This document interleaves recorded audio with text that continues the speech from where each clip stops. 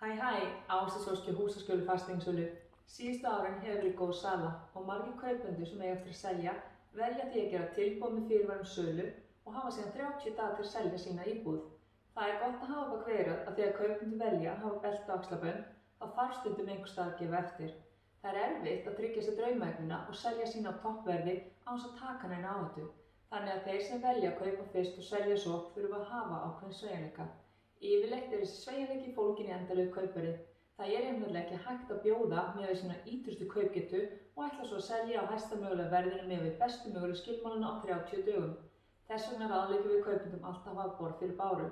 Að hafa möguleika á að lækka verðið á sinni fasteign ef ekkert gerist á 2 til 3 vikum. Það er engin eyland þegar eignakeðja myndast. Þá geta verið alltaf 5 til 6 fjölskyldur sem eru að gera ákveðnar skuldbindingar og jafnvel flytja börnin í skóla og leikskóla sem treysta því allir í keðjunni sé að gera sitt besta. Oft þarf að gera tilslakanir í greiðsluskilmálum og afhendingu til að keðjuna gangi upp.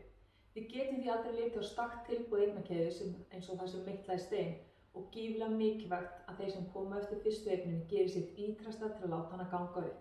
Það getur til dæmis falið í sér undirbúa eignina mjög vel og setja hárrétt verð á hana strax í upphafi. Einnig mælum við með því að nýta alla þjónustuþætti sem fasteignasalan býður upp á, svo sem stílista, fagljósmyndir og samfélagsmiðlaherferð til að auka líkurnar á því að salan gangi hratt og vel fyrir sig. Þetta er einfaldlega ekki tíminn til að kanna markaðinn. Ef seljendur vilja hafa tíma til að þreifa markaði þá mælum við alltaf með því að selja fyrst og kaupa svo. Þá þarf ekki að taka tilboð sem seljendur ósáttur við og að sama skapi verður hann mun fýsilegri kaupandi þegar hann býður í. Ef þið langar að vita meira eða hefur spurningar varðandi fasteignamarkaðinn, hafðu þá samband við okkur í Húsaskjóli. Hlökkum til að heyra í þér.